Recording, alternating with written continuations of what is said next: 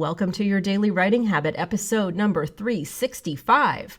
If you're writing a book or thinking about it or trying to finish a book you've started or trying to reach more readers to let them know about your awesome book, you are in the right place.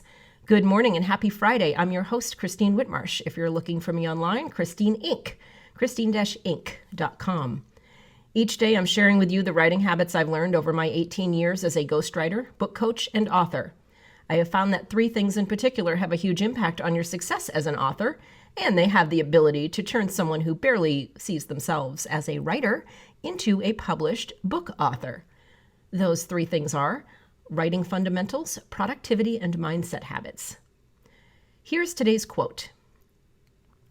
If you're going to say what you want to say, you're going to hear what you don't want to hear. Roberto Bolaño.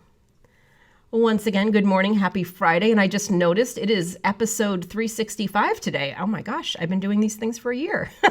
I think I saw the LinkedIn anniversary recently. I think they just kind of guesstimated it, but I guess this is the official 1-year anniversary of your Daily Writing Habit, episode number 365.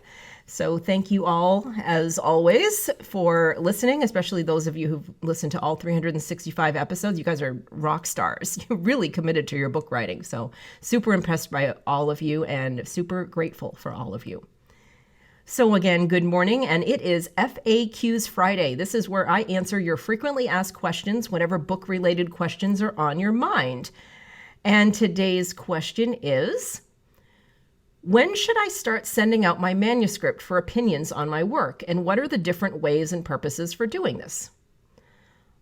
Great question. So let's start from the beginning, and by that, I mean, do not start sharing your work with other people from the very beginning. Do not start getting opinions on your manuscript at the very beginning of the writing. This is because the beginning of a writing project, especially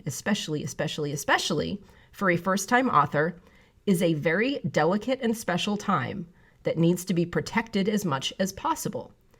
It is not the time to begin questioning yourself as an author, and the quickest way to do that is to start passing around your very rough, barely started manuscript as proud as you are, because you're so excited. I mean, every word is like a miracle. Believe me, even after all these books, you start a project, I have to restrain myself from this because you just get so excited, because you're seeing all these words on the page that have been in your head. So it's super exciting.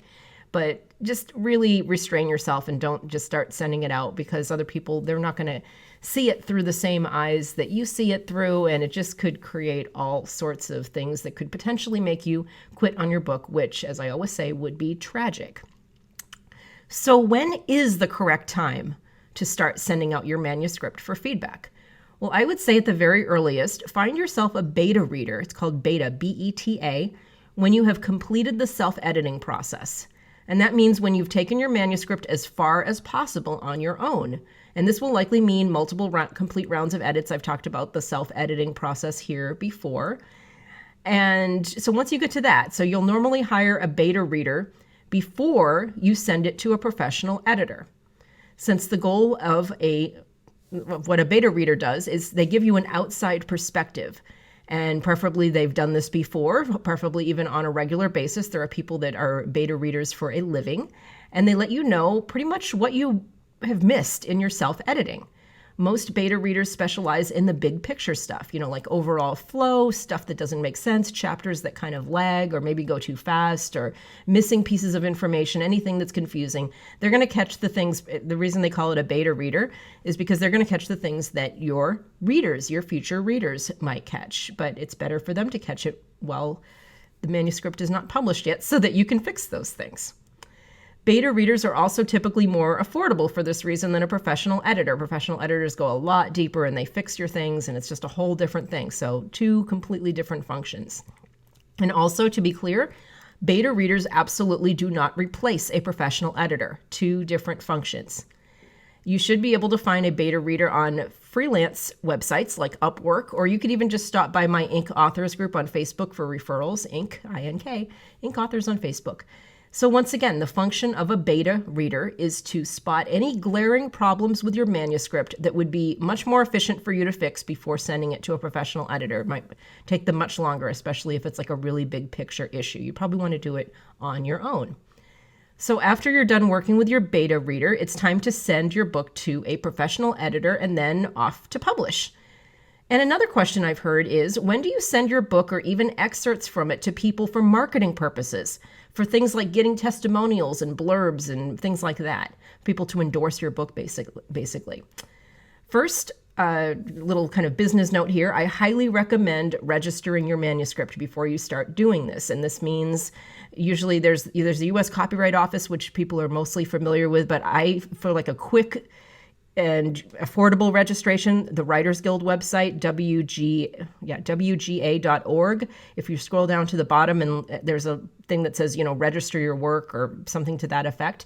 And it's not just screenplays, it's any work that has to do with words. You'll see all the options when you get there. You can do it with book manuscripts, everything. So WGA.org is a great way to protect your work from an intellectual property standpoint before you start sending it out for opinions.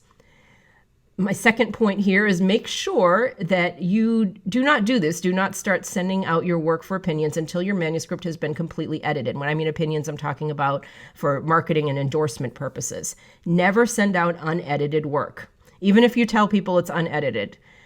It's the funniest thing about people. All they'll do is tell you about your typos and your commas and everything like that, even though you told them it was unedited. It's just the way that the average person thinks. So make sure it's gone through the editing process before you start sending it out. Plus, if you're doing it for marketing purposes and you're trying to get people and influencers and whatever to endorse your work, why would you not want to put your absolutely best foot forward? And third, as with everything related to your book, be very intentional about the process. Have a clear reason for every person you send it to. Are you asking them for a back cover blurb, a general marketing testimonial to help you promote it?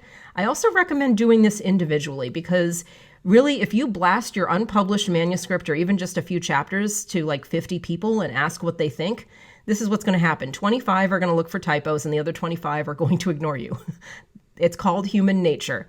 Much better to make it a one-on-one request. And then, of course, the person feels more honored by the request. They're not part of an email blast. So be very, very intentional about who you're asking, why you're asking them. Again, make sure the work is edited, make sure it's protected, a whole process.